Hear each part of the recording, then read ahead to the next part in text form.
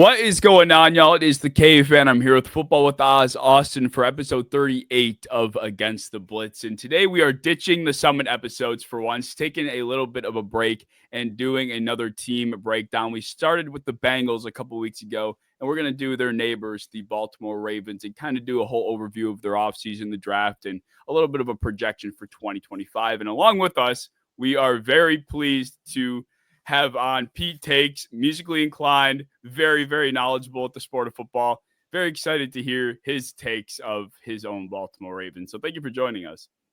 Yeah, happy to be here from Harry Potter's bedroom. Well, if you guys, I'm sure if you're watching us, you are very familiar with Pete. So I'll have all of his socials down in the description below. Just know that if you've heard a song about Cooper DeJean, this is the guy. So that's a pretty big deal. Going on the tombstone.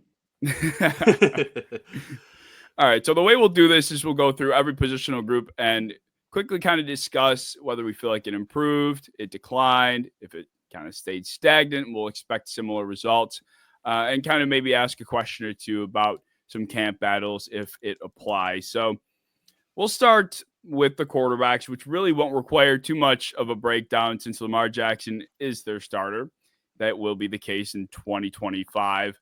Although they added a backup in Cooper Rush. Yeah. And this was interesting because Austin and I kind of talked about the idea of teams going after completely polar opposite backup quarterbacks like a couple of weeks ago. And Pete, I wanted to ask you, like, did this signing strike you as odd when that came out? I understand where you're coming from on that. I wasn't surprised just because Josh Johnson can't really move. They used to have Snoop Huntley, and back in the day, he was fairly close to Lamar, or at least as close as any mere mortal can be as a runner. And so, he was a decent player who would slot in there. Josh Johnson couldn't move, and honestly, Josh Johnson couldn't play. So I'm happy to have Cooper Rush in because there have been times where the most delusional fringe Cowboy fans, at least, were calling for him to, succeed Dak Prescott. So I'm happy with it. It's not going to move the needle, and if he plays, it's never going to be a good thing. That is very true. That is so true. It's funny because Cooper Rush, I think Cooper Rush and Jake Browning, respectively, have done like irreparable damage to their starting quarterbacks. Dude, the discourse on like when he led the NFL in completion percentage. Jake Browning, everyone was calling for Joe Burrow being a Jamar and a T merchant. It was like the worst year of my life. But yeah, I'm not anticipating any calls for Lamar's job unless it was a Nick Foles type situation where Cooper Rush was somehow able to break our playoff curse. But short of that, I don't think he's gonna be getting any meaningful play. Yeah, God, I hope not, because Lamar's he's 28 years old now. Like he still has hopefully a decade good left in him. So Cooper Rush can stay on the bench for all I care. I do feel the need to stir the pot early in the episode. Does Lamar truly have a big stage playoff allergy? Allergy? I don't know about an allergy. I think it's like a hunger. Like I think it's like I think he almost at times wants to do a little bit too much because I think he likes being there a lot. But I think if he just kind of stayed true to who he is in the regular season, I feel like I don't think it's an allergy. I think that he just has a few bad plays a game that do ultimately matter, but I feel like he still plays pretty well in the playoffs. Yeah, coming from it, I mean, as someone who's watched every game in his career, in years prior, would have certainly pushed back on that because I've seen him win big games. I've seen him win games with the season on the line. I don't, you look at his record on prime time. I don't know that it's a pressure thing, but year after year where consistently he plays his worst game of the season, his last game of the season, it's like, man, what is going on there? And I think there's a point that you make about, Oz of trying to do too much, which is, it's true. It's just like he does do things we've never seen all the time. Yes.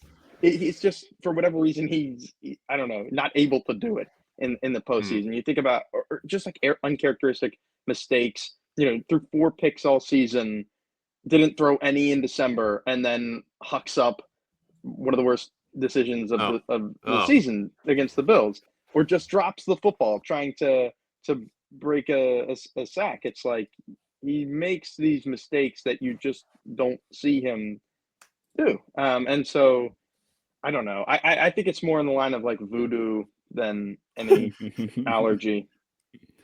I feel like the coaches also are to blame to a degree. Like I remember against the Chiefs last year where they ultimately decided to not run the ball after like halfway through the first quarter. Gus Edwards was moving, but he ended up with like 6 carries and it was just throw after throw after throw. And it's like the 2-point conversion decision making every year. You know, the untimely Mark Andrews drop and fumble. Like there is a lot that doesn't that just can't be controlled by Lamar. But I Yeah, there are do a lot of agree, like he's not the same player. Yeah, I mean, there are a lot of confounding factors. Zay Flowers didn't play in that game, which we'll get to with later on. Now, don't get me wrong; it was talent. It's a talented enough roster to absorb the loss of Flowers, but it's he lost to the Bills. He lost to Josh Allen in Buffalo, and would have tied the game if Mark Andrews can squeeze the football. So we're having a very different conversation if Andrews had caught that and whatever. Like we can play the if game all we want, but it's not like he's having these really confusing, mind-boggling losses, right? I mean, he had the loss to the Titans back in 2019, and everyone was like, well, what the hell? I thought they were the best team in football. He's lost to Mahomes and Allen the last 2 years in the playoffs in close games. In both games where reliable players have had uncharacteristic mistakes. So Lamar has been an increasingly better playoff performer. It just is still a cut below what we're accustomed to in the regular season. Yeah, I mean, I remember watching the game against the Steelers this past postseason, and it was like the greatest showing I've ever seen of offensive football. I was like, no one's beating this fucking team. This is not fair. Like I was horrified. I was horrified as a Bills fan. I put a bet on the Ravens winning that game, winning the Super Bowl halfway through that game. It's like no one was touching that. Like if they played like that, nobody had a shot. And I lost. I lost money. It just takes one run, and they haven't had it yet, and they may never. But one run where you kind of dethrone Allen, you dethrone Mahomes, and I think it's a very different narrative. But that's easy to say. I mean, they still do have one of the most complete rosters in the entire NFL, and like they have the last 3 years plus. Yeah. So I think kind of what the point of this today is like they do have a complete roster. They always have, and now we're trying to see like did they even get better? Did they get worse anywhere? But spoiler, I don't really think so. Like they still look like a really really good team, but we're gonna kind of like dive into where and why they got better. Let's do it. Yeah, so we'll gloss over the running backs quickly too, because this is another position that didn't change very much. The biggest thing to watch for the Ravens in this regard is the healthy Keaton Mitchell. And he was so exciting, the 7 carries he got prior to his injury. But this backfield will be interesting because this dynamic now is, Derrick Henry, who's been used to this like 300 plus carry workload throughout his entire career. And this is a team that has been hungry for that type of runner for a while now. So being able to have it is great, but he's going to be, I think he's 31 now. He just signed like the biggest guaranteed contract for a running back over 30 ever. So it's like, are we going to start seeing more of a rotation? Are we going to start seeing him spelled more to keep him healthy for the important games? Because you pay him that much for 2 more years at this age for a running back, you want to get your money's worth. So I'm interested to see like what his workload will be like, because he was averaging, I think still this past season, about 20 carries a game, which is pretty unprecedented at this age. So Pete, do you think with Keaton Mitchell returning that we'll start to see that workload lighten? I would like to see it maybe lighten early in the season. As far as late season, I would really only in the instance where, okay, Derrick Henry has had 3+ straight carries, or it's third down and you need a different type of player out there. Keaton Mitchell is like the pipe dream for Ravens fans of, I think Mina Kimes had a tweet ages ago of maybe the thunderiest and lightningiest combination at running back ever would be if you had a healthy Henry and Mitchell. I mean, like you said, running back's in a good spot. And the thing about the Ravens offense is they can churn out really efficient rushing, totals regardless of who's back there. Gus Edwards put up more yards than any player of his caliber ever should have, just because of the boost you get playing with a quarterback as mobile as Jackson and an offensive line that in his tenure has been so consistent and so healthy. Yeah. I hope that I hope that we do get to see Henry like I don't know. I could just see at this age another fucking toe injury for this guy. And then all of a sudden, yeah. Like I just hope that we do get to see him for these last couple of years play at Derrick Henry level, because it just is amazing what he's doing. Yeah, it's almost like, not that he's had the type of injury prone career as Gronk, because no one has, but it's almost where you're having discussions of like, we know this team's going to make the playoffs, let's put him in bubble wrap until January. Mm-hmm. You almost have that thought, but it's very anti Derrick Henry. It would kind of go against everything that he is. Yeah. And, the way he takes care of his body, you can predict the fall off if you want to, but it's hard to bet against a guy who just had 1,800 yards the way he prepares. Even if he has 13, even if he gets that much worse, he rushes for 1,300. Like, that's an elite running back still. Like, Bijan ran for 1,400, and everyone thought that was insane. So if Derrick Henry gets a little worse, or even a lot worse, like, that's still a really good back. We have room for decline. Yes, you have room for decline. Like, especially with Keaton coming back, that's kind of like where it is. That's like where the decline can be, is Keaton just comes right in. I have a question about a comparison for Derrick Henry that I have pondered for a while, and I think most people will disagree with me, including you both. But do you think Derrick Henry is better than Adrian Peterson? Head up. It's hard to be better than Adrian Peterson. I don't know. Like Adrian Peterson. Derrick Henry's an all-time great. I'll have him top 10.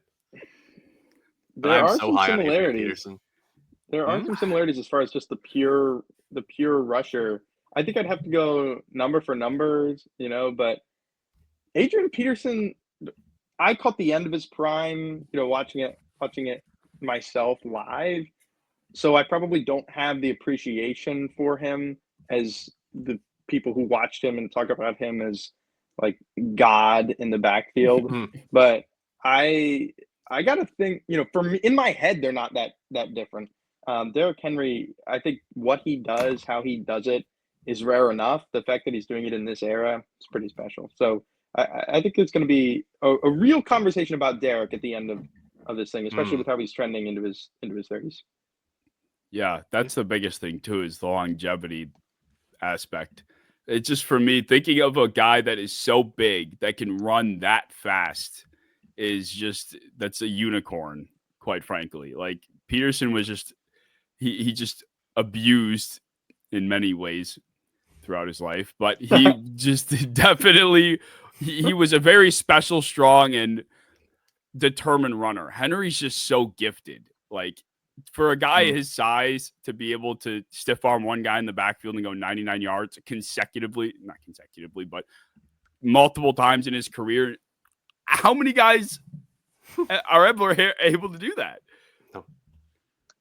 So I don't know. I think it is one of those things, like Pete was saying, people just like idolize Adrian Peterson because, he was that good, and, there's the nostalgia aspect to it. But it's like Henry in the moment, I don't think is being appreciated enough. And after the fact, he's not. You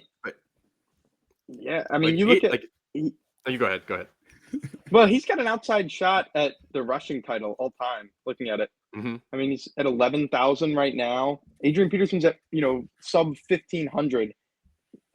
Derrick Henry's got 4,000 more yards in him, so he'll pass him. I mean, it would be something to get all the way up to Emmett at 18,000, but I mean, you keep ripping off 1,500 plus, it gets there pretty quick. Respect Derrick Henry. That's the bottom line. My last question about Derrick, which I wrote down and forgot. Over under 259.5 attempts for him in 2025. That would put him at 15 per game. And reference, he had 325 attempts total last year. Regular season. I'd probably go up. Go Like, not over. from Yeah. last year, but like, I love Keaton Mitchell, but like, as a play caller, I want Derrick Henry back there still for a majority of my reps. And like, I think Keaton Mitchell will eat a lot of receiving work. I think that he'll cut into more into Justice Hill than he'll cut into Derrick Henry, to be honest. As much as I love Justice Hill, Keaton Mitchell is just special. And like, but Derrick Henry is more special. And I think it's going to be really hard to take away from that. Yeah. Yeah, Oz, you're all over it. I think the role that Hill plays is a lot more similar to what you would envision for Mitchell rather than Henry. But you never know. I mean, one injury and it is different, and that's totally out of the control. But Yeah. I don't know. Who's going to say? Not going to sit here and predict them, though. Yeah. No, I mean, he's 31, but like 31-year-old Derrick Henry is not 31-year-old Mark Ingram. Like, he's LeBron in running back form. Yeah. Yeah. Like it's like that tweet when he turned 30 and they're like, thank God it's almost over.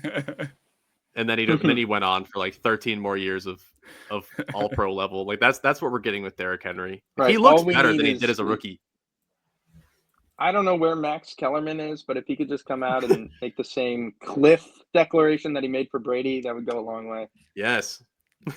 Dude, Derrick Henry is about to fall off a cliff. What network got rid of him? I can't remember because they did him He wrong and was now he's First just Take. wiped out. Yeah, on I don't First know. I liked what he had to say, and not just the Iguodala. He had more to him than that, but just whatever. And Max Kellerman should be back on television. He's better than LaShawn McCoy. Yes, he is better. Everyone's better than LaShawn McCoy. God damn. All right, let's move on to the receivers. There really isn't much here either. There was an addition though to this group, so there's a little bit more Hey. to kind of gnaw on, and that was the signing of DeAndre Hopkins. For me, this is not much of a needle mover, but I do find it interesting that they have this fetish to sign one old receiver. It feels like almost every offseason. This is probably one of the best ones that they've been able to get at this stage of their career. So at least there's that. But I'm more excited to see like if Devontae Walker could eventually carve himself out a little bit of a workload this season because he had spurts last year here and there. But Rashad Bateman's breakout too, I think, was the storyline for this positional group more than anything. Yeah. Yeah. I mean, D-Hop's not special, but when you look at who they lost, like Nelson Aguilar, like he hasn't signed yet, like, but he's probably gone. And then it's like Steven Sims and Deontay Hardy. Like nothing that they really lost is going to be huge effect. So I think getting D-Hop in there is still like an upgrade of all things. At least it's an upgrade. Plus, I'm a big LeJontay Webster fan. Like I think that adds a little bit extra juice to that receiving core. And that's all they needed was just a little bit more juice. So I am excited about it, actually. Yeah, before I get to D-Hop, you mentioned Nelson Aguilar. I loved Nelly on the Ravens because it was kind of what he should have been his entire career, and he was able to be like a really competent 3. But I saw this headline because it is up in the air, and it was about the Jets, and it's Jets projected to sign 105 game starter as veteran depth at wide receiver. Like you can't say Nelson Aguilar's name because it still carries whatever stink he had in Philadelphia. It's just like, how can we speak to what this guy has put together? 105 game starter. I really like that. But yeah, Hopkins, sure hands, right? Will he catch a 2-point conversion? I hope so. But it's it's somewhere in between the Des Bryant signing and Mike Wallace back in 2016. I'd say so. It's in a perfect world, he doesn't see the football too often, and when he does, it's like Lamar Jackson running around and just chucks up something, and kind of like a Kelsey-ish relief type player. But we'll see. Yeah, like I feel like that's pretty needed though. I mean, especially with how many tight ends they're going to run with fullbacks. Like they don't need 3 receivers on the field at all times. Like you have Bateman, you have Flowers, you have the best tight end duo in the league, the best blocking fullback in the league. Like D-Hop can just come in whenever he feels like it, when he's done being tired, and then just make a play. Like that's all you need. Yeah, and Bateman everyone's hip to Bateman now. Everyone thinks they're cool because they like Bateman. I've been watching this guy the whole time. All right. And Bateman, one thing, right? He's had drops and he's had injuries. He could not stay on the field for a long time, right? Mhm. So everyone's hipster pick at receiver now. If he's bound to miss some time because he has over the years. And when he does, it's a lot better to have Hopkins come in than, say, Tylan Wallace, although, he just has like a highlight of the year every year at this point and then disappears. Yeah. Yeah, this year. How it was against the Bengals. I remember it all too well. The stupid 3-yard out route, and he just takes off. He's not untouched. that fast, and he's going for No. 80 once a year. I don't know. He's just such a weird, anomalic play. Mm. I do think that maybe this is kind of a two-parted thought, and I guess I'll start by asking: Do you guys think that Zay Flowers is a bit overrated, at least in terms of being like the number one for a team, which in theory he is, despite the odd structure of how the Ravens operate? So I'll just start on that. Zay Flowers is the greatest thing that's ever happened in my life. I watched this team miss on receiver after receiver after receiver, and Zay, he gets open, he catches the football most of the time, sometimes with his chest, and he smiles. And he's so positive, and he's no drama, and he's friends with Lamar. And for a team that just could not stick the receiver position, I love Zay Flowers. I recognize he's not an X. I recognize that maybe he's like a fringe, I don't know, what can we say, 20, 15, somewhere in there, right? What he does, though, is a vital role because it is such an RPO-heavy attack, and the value of having a slot receiver who can sit down in zone and then do some little like rubber man juke to get out of it is vital to this offense. And, in some other offense, like if he's your one, you might not be happy with that. But he plays such a specific role so well that in combination with everything else, Zay Flowers can do no wrong in my eyes. Yeah, and I'm biased because I had Zay Flowers as my number one receiver in his draft class. Like I was completely Zay Flowers pilled because his quarterback play at Boston College was awful. Was that Phil Jerkovac or whatever? Like finally has a good quarterback. Finally has a good quarterback. And he puts up 1,000 yards. Like that's a wide receiver one. He's not elite. He's not like your premium wide receiver one on like a pass heavy offense. But like when you have Derrick Henry and you run the shit out of the ball, Zay Flowers is a perfectly fine one. Yeah, and I mean the whole. Well, go ahead. No, I was just going to say, like, I think the second part of my thought was, I think the Ravens, the whole thing with Lamar's career since he got in the league is he just never has had the help, or the support was never there. And then these last couple of years with the addition of Derrick Henry and Zay Flowers coming along, now all of a sudden he has sufficient help. But I almost in a way think that Lamar has done such a good job elevating everyone else that all of a sudden it is thought to be enough help. And Zay Flowers is good enough to be that guy, and, et cetera, et cetera. But I do still sometimes look at the supporting cast on paper, and I'm like, there's a lot of hope, but not necessarily a lot of confidence for me from a supporting cast perspective. And that's, I look at a team like the Bills, and of course everyone knows that supporting cast outside of the offensive line is pretty lackluster. But I do still feel like for Baltimore, outside of Derrick, which is great, it still leaves a lot to be desired, in my opinion. And I think Lamar has kind of done himself a disservice in a way. He's too good. He's too good. Yes. Yeah. The Zay, real quick on the Zay discussion, I think this offense hasn't necessarily showcased all that he can do. Like if you made him more of a featured target, he's limited intrinsically by his size, of course, but he does win one-on-ones. He can stretch the field, and his ability to sit down and get open, even on the perimeter, I think is a little bit underrated. And so I think Zay it's not just someone who's buoyed by Lamar, right? Because I've seen Willie Snead in this role, and I can tell you that Zay's a lot better.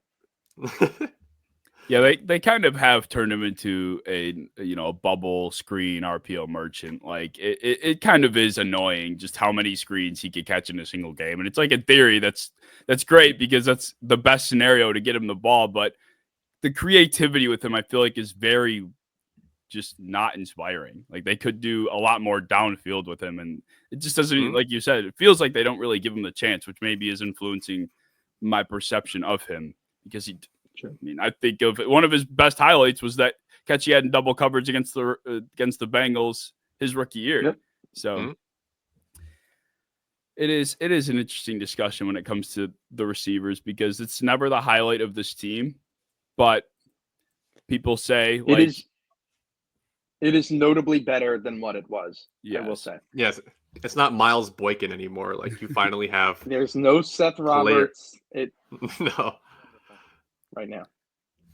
Well, it's like Austin says that the best way to beat the Ravens is to make sure that the ball is in Lamar's hands. That's how you beat the Ravens. It's to throw the ball. Don't let him run the ball. We have to throw the ball. And it's like, how much is that Lamar and how much is that who he's throwing to? Is kind of that whole double-edged sword thing too. So, but that is true. I still think that is a true statement. How much do we have to talk about tight ends? Like this is probably the least needed to. It's like Mark Andrews' mental health is really like the only thing. I had him.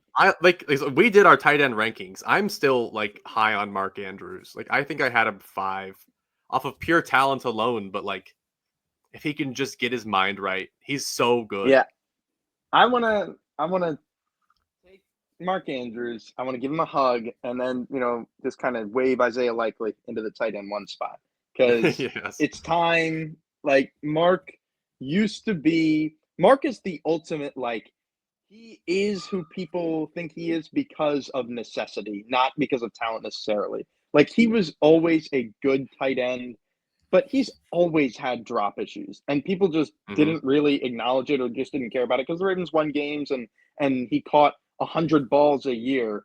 But there is no reason for him to be the featured tight end when Isaiah Likely exists. Isaiah Likely has superstar talent on him. He'll never get, at least with Baltimore, the volume for him to be recognized as that. But what he can do, not just after the catch, which is truly top 5 at the position, but also at the catch point is actually special. And people don't know how good he is. He's like one of the biggest splash play tight ends out there. Not that there are even a ton. I love Isaiah Likely, and if it's not this year where they finally give him, his role as tight end 1, then I just don't know what they're doing. Yeah, no, I feel like Mark Andrews could be a good trade candidate. Like I always felt that way the entire offseason, but because like he probably needs a change of scenery to get his mind right. Like he can still be a tight end 1 on most teams. Isaiah Likely could be a tight end 1 on most teams, and it's just weird that Likely has to see less snaps because of him. It just doesn't make sense to me. If you were to tell me that Mark could get packaged up in some kind of trade deal for a premier corner, right, which we'll get to that position, and then you have like Charlie Kohler come in as the new Mark, basically. The value that maybe you could get for Mark in another position, given the talent you have behind him, I think that would make a lot of sense. But I do love Mark the human, and Mark did a lot for us over the years, but I don't know. I think you're onto it there.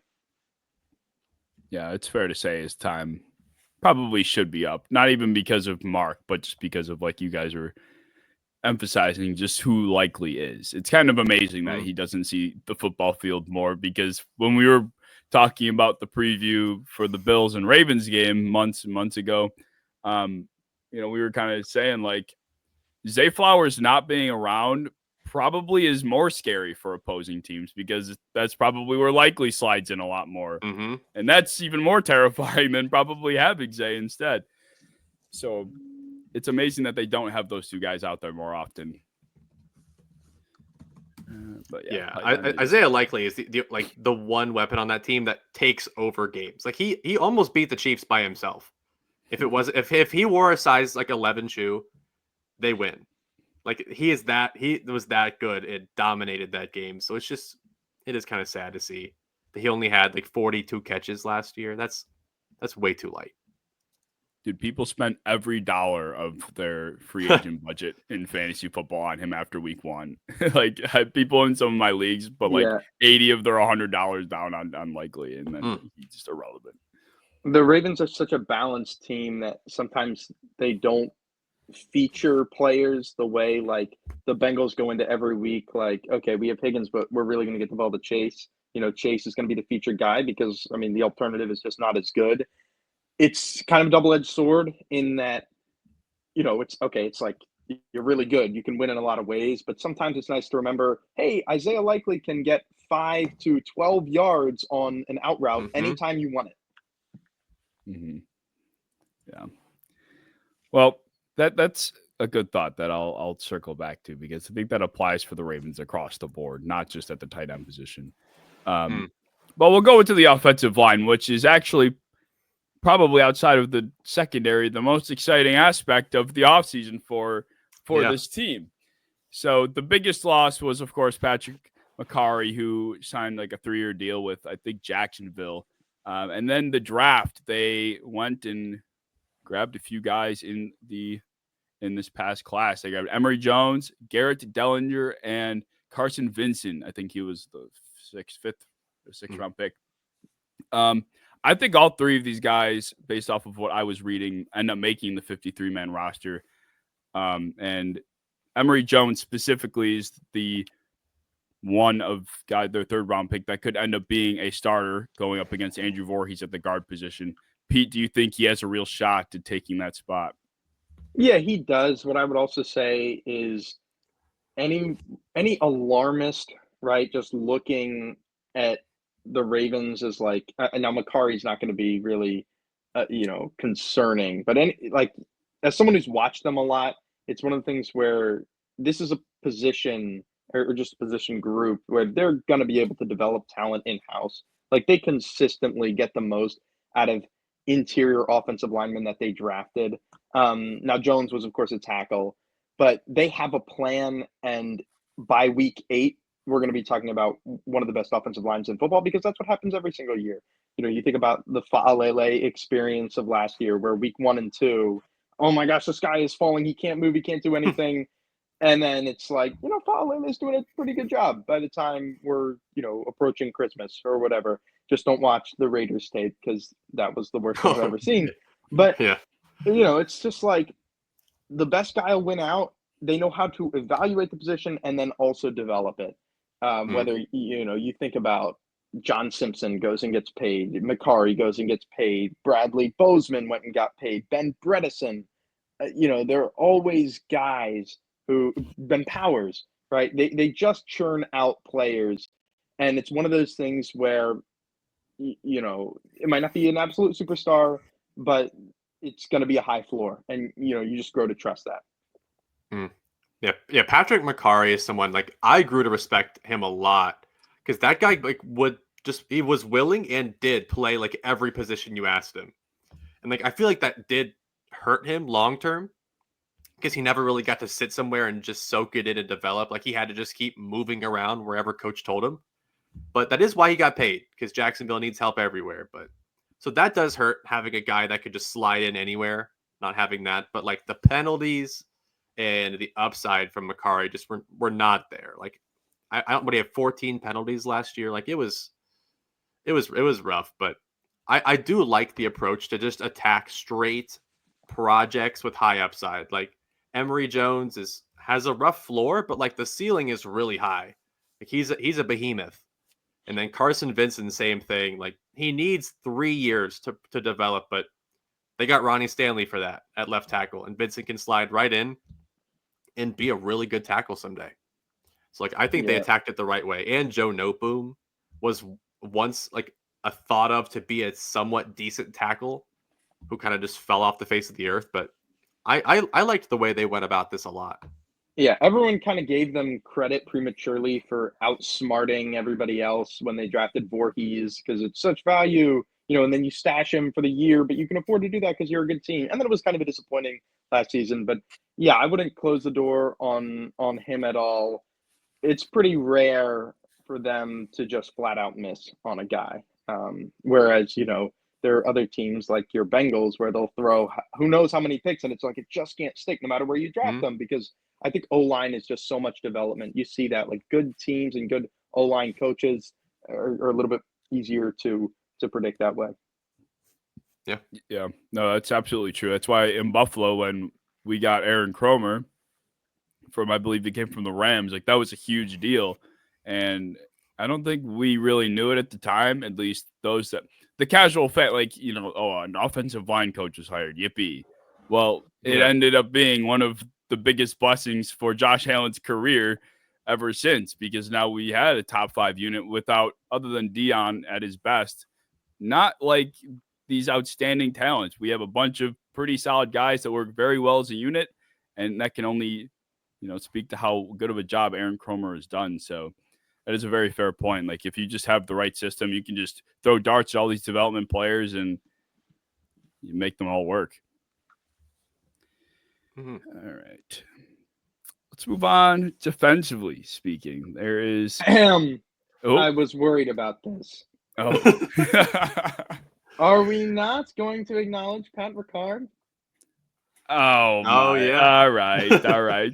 Say your piece. Patrick Say your piece. Ricard erasure. I anticipated this. This is disgusting, caveman. You're gonna just blame me? He was gonna let me. He was gonna let me transition. Did I not mention Ricard earlier in conversation? Like, this is. He does deserve his own category. He does own the fullback position. He's the only one there, but I will give you the floor. It should have been Ben Mason the whole time, but you know what? I will give you the Ricard floor. He's really good. Yeah. That's all you got? That's all I got. Got it. That's it. Graduate of Maine University, or the University It's of true. Maine, whatever one. That's all that matters. Best blocking fullback in the NFL. That's all you gotta know. All right. Is he actually 300 pounds? Carry on. Now that I have thoroughly thrown off the rhythm of this program, I will let you take it.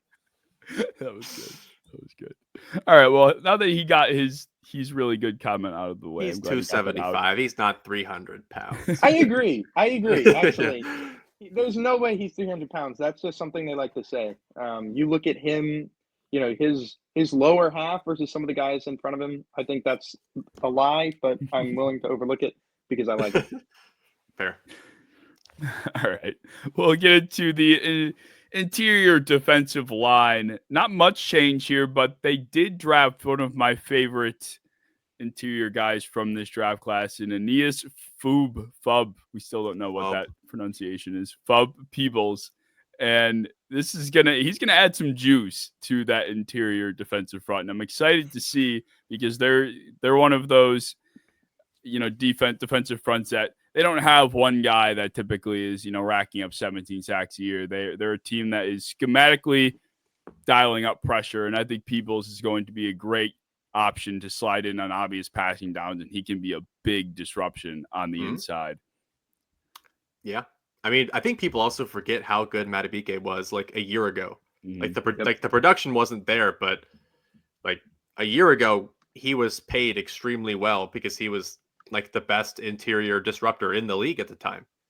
And they did lose my favorite build in the NFL in Michael Pierce.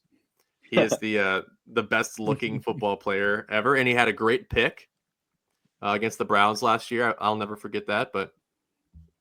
It's sad to see him go, because I think that he actually was really important to their run D. But yeah, Fub adds just another layer of pass rush that they've needed a little bit more than run defense help. Yeah. One guy too, Travis Jones, going into year 3. He is the perfect complement to Madubuike, who you were talking about. If Madubuike is the penetrator, then Jones is your 2-gapper, and he's a guy who I look at where, I saw a headline. It's such a trope. Every D lineman at every level says it. Oh, what are you working on next year? I'm going to work on my pass rush. I want to improve my pass rush. Okay. Right. Like, I'll believe it when I see it. He actually has the tools. But if he's just a pocket pusher, there's value there.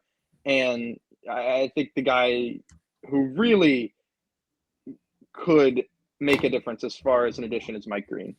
You know, a second round pick for someone who was a top 10 talent. The archetype of player that they've tried to get, whether it was a Jabo, you know, or even Owe, that freak athlete who can be so productive and actually get sacks, whether that's on stunts or just winning around the edge. Mike Green is, you know, I tend not to try not to get too excited about rookies and try to project too much.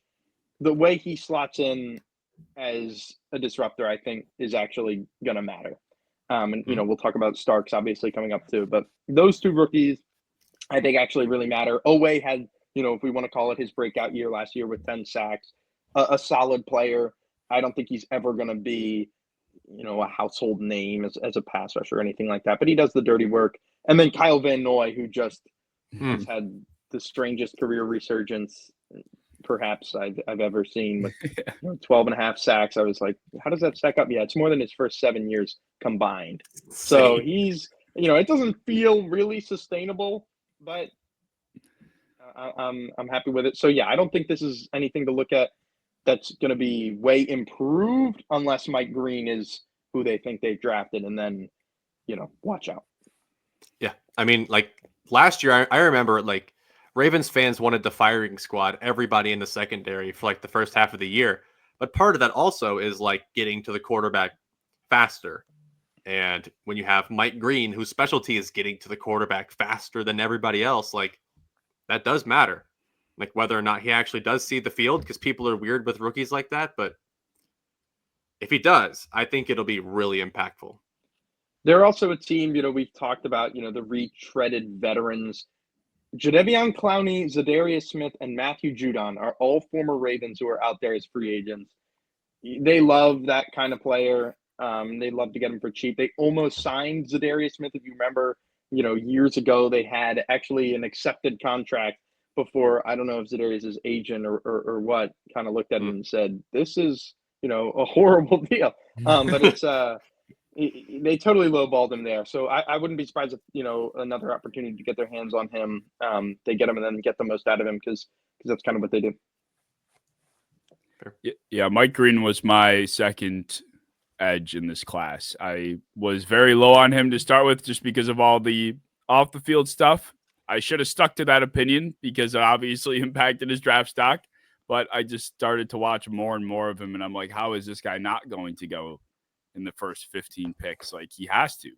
And he had the talent too, for sure. Like, and this could be the Ravens' first like premier pass rusher that they've had in a pretty long time. Like, I can't think of the last real premier edge rusher like off Terrell the top Suggs. of my head.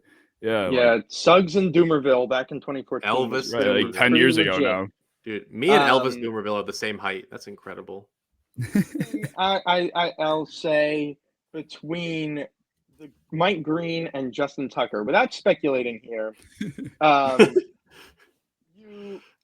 one of the things that is touted about the Ravens is, oh, what a, you know, they're a first class organization, and I don't want to, you know, pass judgments, right? Because it's up in the air with Green, but let's just take a couple months off on that, right? You hear it all the time. Let's just wait, see how things fall, and hope that, I don't know, everything is checked out. But for all those teams to pass on him in the NFL, like, you really have to kind of mess up like that. But that's beside the point. That kid can rush the passer. Yeah, I mean, separate the art from the artist is what everyone's. I mean, Kanye's still selling records. Like, you do to a degree have to separate the art from the artist. Yeah, but you know, if you hear the art he produces is the sack leader in college football. Like, that is a huge deal. If you can just throw away all your morals and for a second just watch some football, it's good football. Yeah, although if you're playing any like of 2025 Kanye music, you probably are on the FBI watch list. So it depends if you're listening to Graduation, you're okay. But if you're listening to anything he's produced in the last 4 years, you probably should be watched. Literally. The Donda. Miracles on me. That one was all right, I guess. Remember when he took like, I don't know, what was it, 6 months where he was a man of God, right? Yeah. Yeah. And then He went tried. back He was a candidate for president. I'll never forget. Dude, I Wow. cannot believe that. Oh my God, this Incredible. country. Mike Green for president. Once he turns 35, Mike Green can be eligible to be president. Actually, that would probably, just based on the career lifespan of an edge rusher, that'd be a pretty smooth transition. Yeah. Anyone runs for president nowadays, so I'm sure he's got just as good of a shot. Well, He you know makes a who lot of shouldn't be money. president? Malik Harrison. I hate Malik Harrison. Oh my God! Finally, a like-minded Malik Harrison hater. There's no way you've heard me get mad at Malik Harrison before, but yeah, I can't stand him, and I haven't been able to stand him for a long time. His coverage has been a liability since we drafted him. We drafted him. Little backstory on Malik Harrison. We drafted this guy after Derrick Henry ran all over us in the playoffs, and we had Patrick Peanut Onwasu at linebacker. And so we threw a bunch of darts at the linebacker position, one of which was Malik Harrison. So Malik Harrison is 250 pounds and built like a brick shithouse. And his only purpose is to fill gaps. It's what he does. But my God, if he ever has to be in coverage, it's unwatchable. Teams will pick him apart. And for a Ravens staff that refused to play J.K. Dobbins for all those years, right? Because he's a young player. They left Malik Harrison out there to die. And Malik Harrison has been getting picked on year after year after year. So I am so happy that he is finally phased out. Yeah, I mean, I remember like the Steelers fans thought they got such a steal. They're like, he's a good run defender. He's fine. He's whatever in coverage. We don't have to use him in that.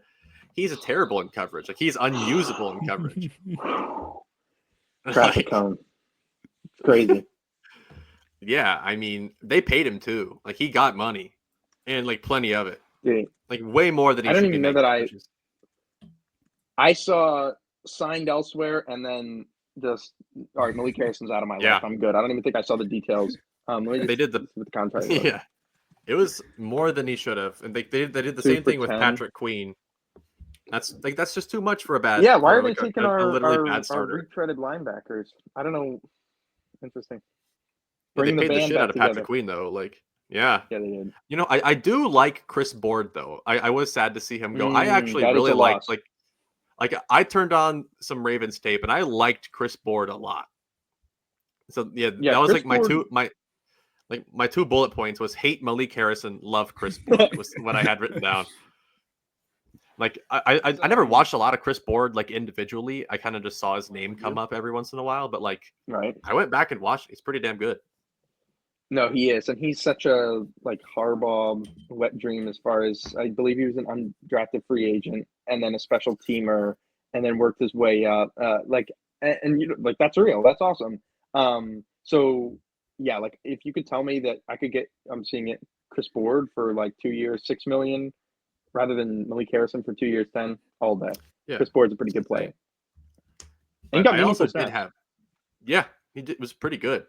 But like I also had a Teddy Buchanan. Like I was the most pro Teddy Buchanan person in the entire universe previous to this year. So I think you'll actually be happy with a coverage linebacker for once.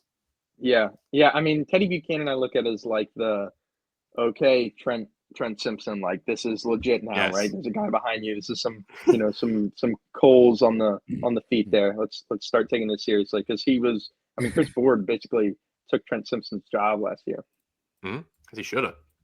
I also did not like Trent Simpson, as I also had in my notes. I put bad next to Trent Simpson, but so the linebackers he could get there. Like Roquan, right? Just to start there, is a guy where it felt to everyone like that was a step back. Like that was kind of a disappointing season from him. And then you look at it's almost statistically identical to 2023. He just, I guess, looked a little flabbier. And everyone kind of hated that.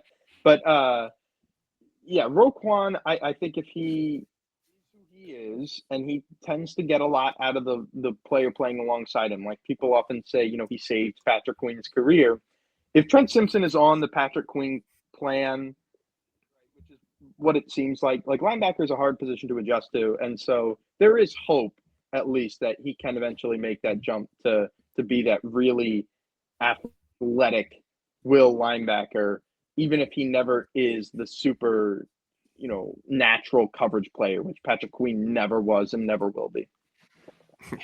Well, speaking of, like, we were talking about injuries and not predicting them, for Derek and those guys like that. Like, Roquan is probably the last player on the Ravens that you would need getting hurt. Like, if Roquan went down, I think that would be the biggest loss that outside of Lamar, of course, that the Ravens could suffer, because outside of Roquan, like, the linebackers are desolate. And unlike Montez Sweat, who Bears fans really believed changed their defense, Roquan really did transform the Ravens group, like, from the interior and outside of him. So I mean, I look at that linebacker group and how much they rely on that core, and it's like, holy shit, if Roquan goes down, like, this defense could be in big trouble. Yeah. Roquan, I think, is a serious glue guy for them, and I think he does a lot that people don't necessarily appreciate. They just see the occasional, running back turn the corner on him, and him look a little bit awkward getting out there. But yeah, I think I'm definitely in the team Roquan clan there. I didn't know anybody was anti Roquan, honestly. PFF within the fan base, you'd be surprised. Wow. It's because PFF's like really low on him, but they're like really high on Bobby Wagner, even though they do like the exact same thing, and it makes no sense. Like, it's just like, I think they're like top 10 linebacker rankings came out, and I don't know if Roquan was on it, but Bobby Wagner was like 2 or 3, and it was stupid. That's insane. I think people, you have to understand, like, that position too, and just football in general for a lot of people is just like a rage room, right? Like, that's like the function it serves in their lives. If you've ever gone to a game, there's the guy who is complaining about everything. And as Ravens fans, we don't have a lot to complain about. No. And this is a group of people who watched maybe the greatest middle linebacker ever for like 20 years. And so they have these really unrealistic expectations of what the position is, and they just get really angry at whoever it is who's playing there. And so unfortunately that's Roquan, but he's still a really good player. Well, I'm now learning about anti-Roquan lore. That's crazy. Oh yeah, yeah. I've seen TikToks like labeling him like the most overrated linebacker in the NFL. Wow. Yeah. It's just because PFF rated him like pretty middle of the pack, or pretty below average, like, for some reason, and that's all people really care about. Yeah, interesting. Yeah. Well, outside of Roquan, the secondary is where you also get some pretty important players. Like, Kyle Hamilton has become a staple to this unit, and now he gets to play with Malachi Starks. I know, Pete, you had some thoughts that you want to touch on with him, but these two guys are probably as close to peanut butter and jelly as you're going to get in football terms. And I'm excited from a non-Ravens fans perspective to see these two guys go to work, because like 10 years down the road, we could be looking back and saying, like, this is one of the best safety duos, not only in football, but, maybe in the 2000s. Like, that's what the ceiling looks like to me between these two guys. Yeah. I mean, there's nothing I love more than a really, conducive safety duo. I grew up on Earl Thomas and Cam Chancellor. With Starks, it's a question of whether or not, all the instincts and ball skills and everything that people kind of rave about are actually enough to make up for what, if you want to call them physical limitations. I mean, a 4.5 40 is not too bad for a safety, but it's not like the most athletic, testing you've ever seen in your life. But neither was Kyle Hamilton. And I've seen enough of Todd Monken, right, who is an offensive coordinator, right? Like the clips of him saying in the draft room, his intelligence, just kind of raving about him, right? You're kind of stepping outside of your lane as an offensive coordinator to talk about a player, right? Because he was in his time at Georgia when he was the offensive coordinator, got to see him firsthand. And so that, to me, is reassuring. I would love to say that this is a team that, has been able to evaluate the safety position. They really haven't, or they've been kind of hit and miss. And specifically, their misses have been in free agency more than anything else. But yeah, I believe in Starks, and he's going to have to play, and he's going to have to play early. And so I think DB in general is a position where there are growing pains. The Ravens historically have struggled in early season as opposed to late, of course, excluding very late. And so I could see Starks coming under fire early on, but I have faith that it will end up working out and being one of the better safety tandems in the NFL by the time that the season comes to wraps. Mm. It's the same thing too. Like increase the pass rush, Starks looks better, and it's the same Yeah. defense that made Geno Stone look good. So I mean, if he can look good, Huh. I'm pretty confident Malachi Starks can look pretty good. He's better in Yeah. like really every way.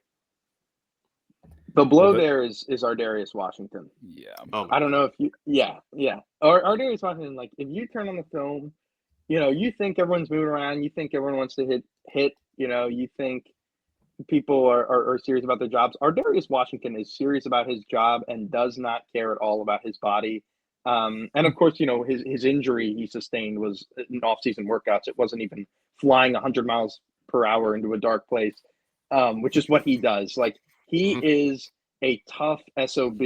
He's like 5'6", was an undrafted free agent and just flies around like nobody's business. Made so many huge plays. You think about the final regular season matchup against Pittsburgh where he came out of nowhere and dislodged the football, and Russell Wilson kind of changed the momentum of that game. His goal line stand against Houston. Like Ardarius Washington is a favorite of mine, so and has been for a long time. Even in the draft, I really liked him. Going back to those days. So it's a shame to see him go down, and it's a blow to the defense because he got a lot of work all over the field, right? That versatility, it's almost like a Macari where you can play him anywhere. And so when you lose a guy like that, are you going to feel it more at safety? Are you going to feel it more at nickel? That's to be determined. But one way or another, we're going to miss Ardarius this season. Yeah, and like they do have backups. Like Marlon Humphrey can play the nickel better than just about anybody in the world. Kyle Hamilton can play the nickel better than really anybody on earth. It's just like it just stinks when you have a guy that plays so different from them. Like what they lack is like burst and like explosion. Like they're just smoother and better. But Ardarius Washington, like you said, will fly into you at the speed of light. It's incredible. And even though he's like listed at 5'8", which is probably a lie, he can get up there. Like at the catch point against tight ends, he can get up. And that's what I love so much about him. And that's sad to see, but it does make the Malachi Starks pick scarier because he actually has to play now. Like he can't sit behind Washington and learn and soak it up. He has to really be the guy. But it's better than Marcus Williams, hopefully. Anything. I would be better than Marcus Williams because at least I would care. Dude, I don't know what his problem was. I actually really liked his personality. He was just unserious. It's because he did that YouTube video that one good. time where yeah. He was like a fake. They were trying to guess the football player, and it was Marcus Williams, and then he just disappeared forever. Dude, he he was good his rookie year, right? We look back, that's going to be one of the, I guess, worst, signings ever for the franchise. But there was a point where I really believed in that signing, even after watching him play. Like he was productive. There was a point where he led the NFL in interceptions, but it was just unwillingness to tackle and then injury after injury. And sure enough, the one-time highest paid safety in the NFL is booted out of town. Yeah. It's kind of the same thing with Brandon Stevens too. It kind of felt like once really promising and everybody was really on him. And then last year they wanted to shoot him like point blank. And it was like a really weird turn of events for Brandon Stevens.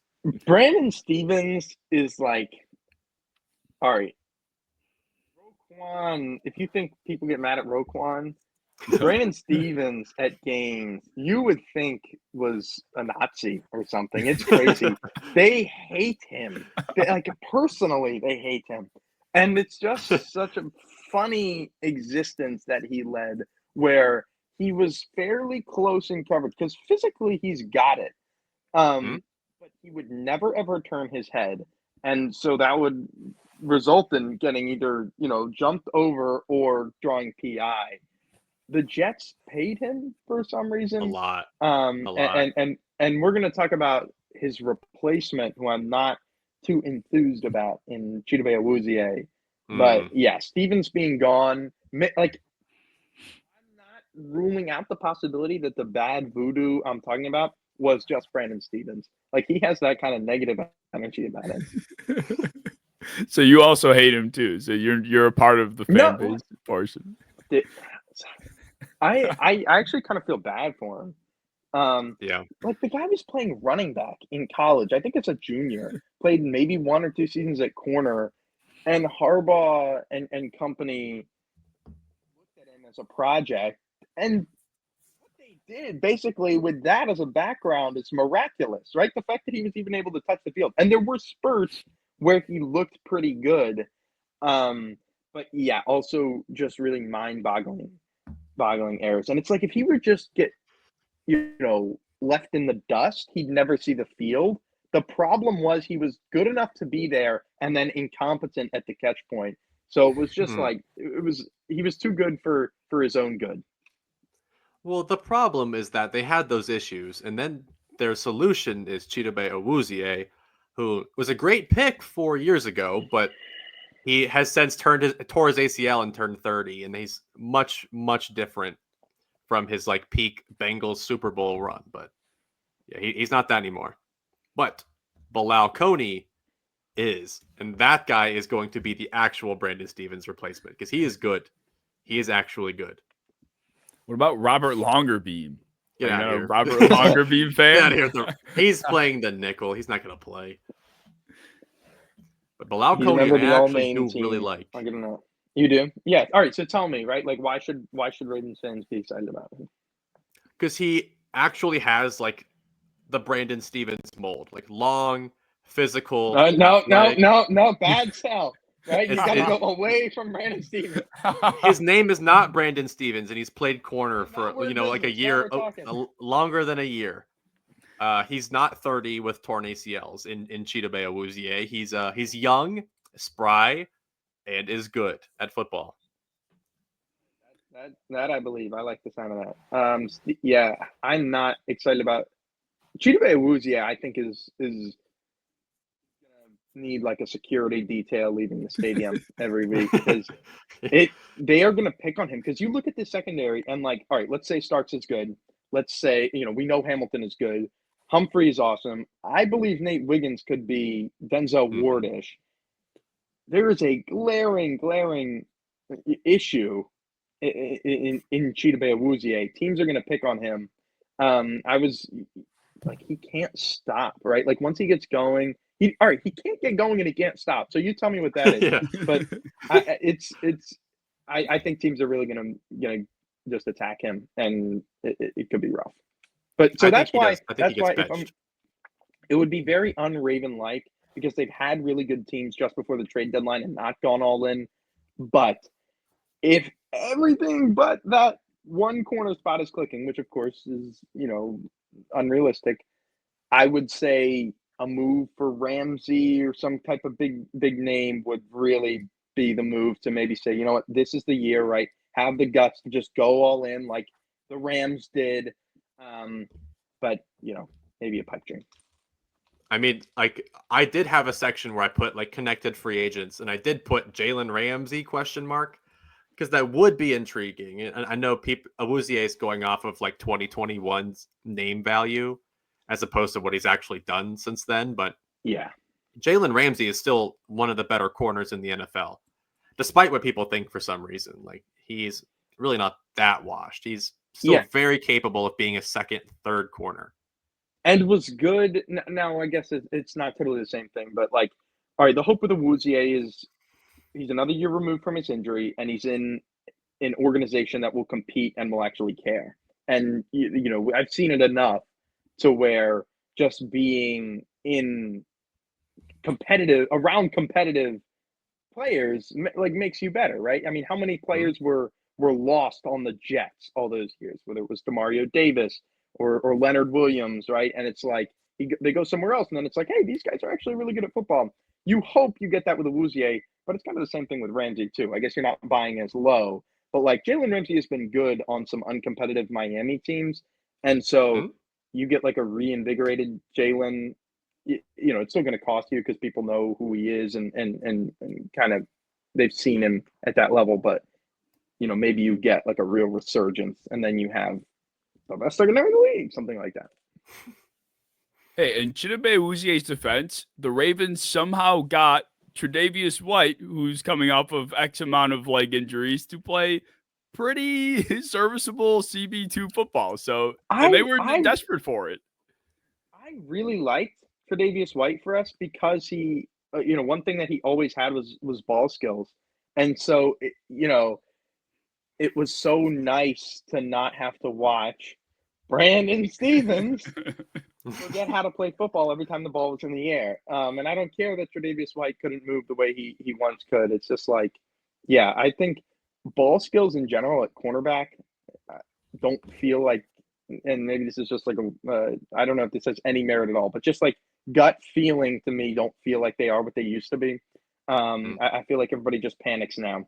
And so, yeah, someone who actually knows how to play the ball in the air, gosh, give it to me. That's all I'm looking for. Is there no TJ Tampa love? Where's TJ Tampa? I remember people were in love with him, but I haven't heard anything about him since he was drafted. Well, I'll give you one more. I mean, Jalen Armour Davis was another guy who had a lot of, there was a fan club at one point. I'm not saying I was in it, but it's sometimes we just miss. Sometimes players miss. I don't know what to tell you. It's fair. I mean, I was told TJ Tampa was the steal of the draft. I was told he was the best pick of the draft last year. I'm waiting for it because he had a huge call fan club. Up whoever told you that. I don't want to talk to them. Good. All right. So that's everyone. Are we going to have a Tyler Loop discussion? I think I was going to say. I think we have to touch on the special teams just a little bit because this is probably where the most action probably took place for this team this offseason. Let me pull up my Tyler Loop scouting report. Well, we talked about Tyler Loop when he was drafted a little bit? We did. You said he had anger issues or something. Was that about Tyler Loop? Me? Not about Tyler Loop. No, I said he doesn't. He has a very inconvenient. I would love name. that. Justin Tucker might, but I think Tyler Loop, he doesn't look. He kind of does look angry, actually. Yeah, I don't know. I did say he doesn't pass the name test necessarily, because it could be really bad if when he misses and he loops around, and he misses and he just keeps looping the kicks, and that could be really bad. And he's small. Really small. I don't want to be mean. I don't really care. I guess he's drafted. He's got a heck of a life going for him. He's got a serious forehead. Yeah. I don't know if that matters, but he's I don't want my kickers thinking too much. This is concerning. I am of the belief that there should be put him through the uprights, kid. That's all there is to say. Yeah. I'm of the belief that there should be no draft capital spent on kickers anymore. It just should be go on the internet, see what dumbass kid is kicking 65 plus yarders on their TikTok, and you fly them out for a tryout, and that's it. Why are you even bothering spending draft capital on kickers anymore? That was me with Young Wei Koo when he used to do trick shots at Southern Georgia, and I saw that, and I picked him up in fantasy when he was on the Chargers. It does work. He stunk with the Chargers, didn't he? He did. I thought I was bad, then it was good again. Why not?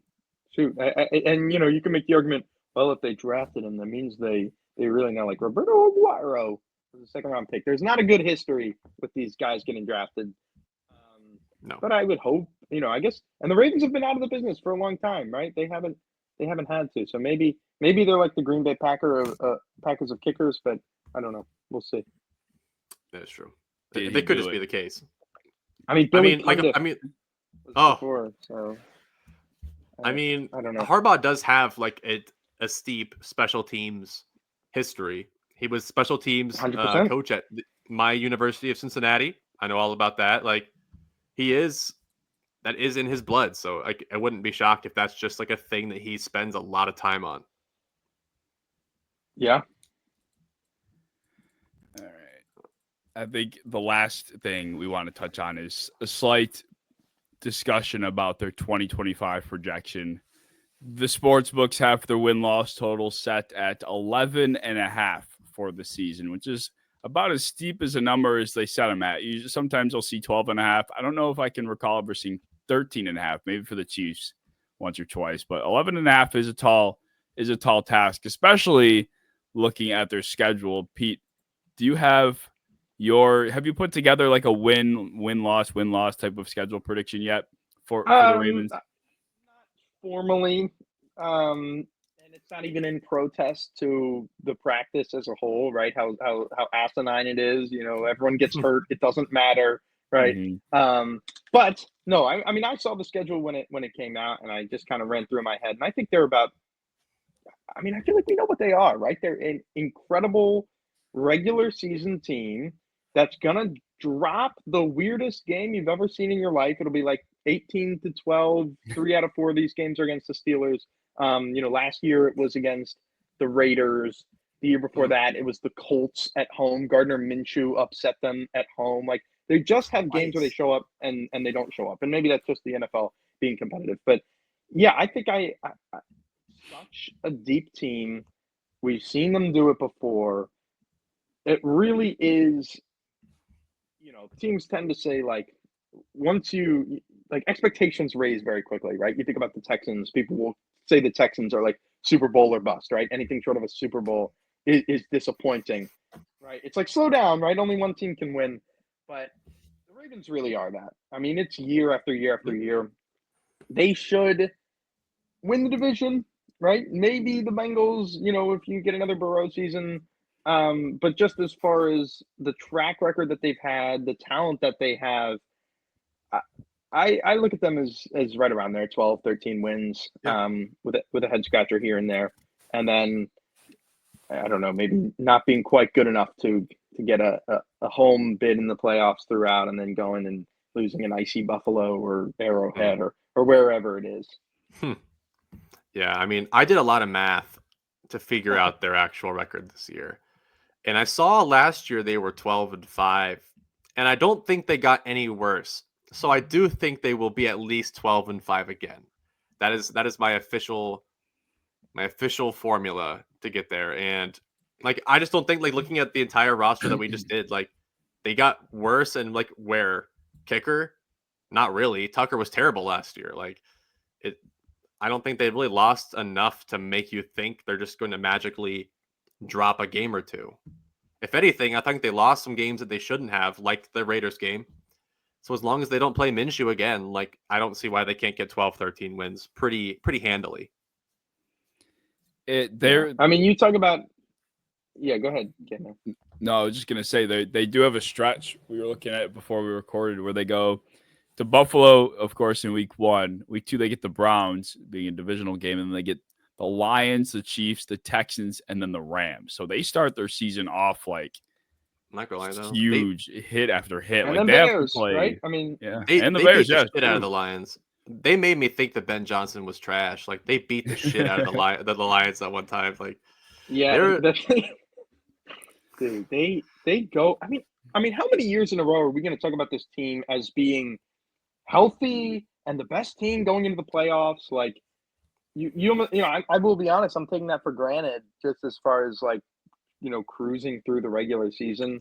But I mean, Kevin, that stretch you're talking about, that's not just any stretch anywhere in the season. That's to open, right? So if there is, like, that's kind of where you can get them historically, right? Like, by the time they're in October and November, it feels like they're usually rolling, and then December they're untouchable, and then we know what happens in January. But yeah, so if they do stumble, and that mattered, right? Like, if you lose the game to the Bills, immediately your Super Bowl odds drop, because you're going to have to go to Buffalo, right? Like, we saw what happened, right? As far as having to go on the road, how cold it can be up there. So yeah, I think some early season focus would go a long way, and maybe be necessary for them to finally make the run that I've been praying for every night for the past 7 years. Yeah, I mean, they really don't. Their division being their division just makes it so, like the AFCs, for example, the Bills have quote unquote easy games, but like the Ravens in the AFC North, even if it is the Browns or the Steelers at their worst, those games are always competitive. Always one of the 2 games they play always go down to the wire. So it just never feels up until they play the Jets in week 12. That's the first game on their schedule throughout those first 12 weeks that's not either going to be, at least in my mind, pretty competitive or divisional matchup.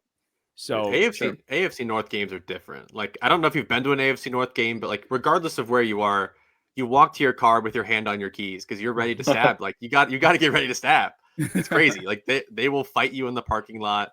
Doesn't matter. It's a little bit different elsewhere. Like regardless, like you said, like it doesn't matter who's quarterbacking the Browns or the Steelers. They're all going to be close games. Jacoby Brissett had the best Browns games I've ever seen. Like it doesn't matter. They're all just tough. So it is hard to predict the record, but I just can't see how they get any worse at all. I will say, relative to other seasons, I would say this is the weakest AFC North. I mean, it's been a clear tiered, 2 tiers, or really 3 tiers, I guess, if you think about the Browns as being the real bottom feeders. But Bengals and Ravens could win the Super Bowl next season. And then the Browns and Steelers, I know it's divisional, right? Steelers truly is. It doesn't matter. The Browns are I think going to be totally free this year. Like I think the Ravens have kind of gotten over that, divisional, your record doesn't matter hump with them. Whereas like the Bengals still have that very close relationship with the Browns, where the Browns seem to always play like, uncharacteristically good ball against them. Yeah, it'll be interesting because they, as easy as it might seem to hit that 12-win mark, it does the way the schedule shapes up. Then they go after week 12 against the Jets, they get the Bengals, and then they get the Steelers, and then they get the Bengals again. So it's like, holy shit, they don't really get a break. It feels like. Yeah, no, it's true. But that will be it'll be a good watch. Like you said, they always do. They always do on the regular season. They'll find a way because they're a good team. But it's going to be a taxing year, I would say.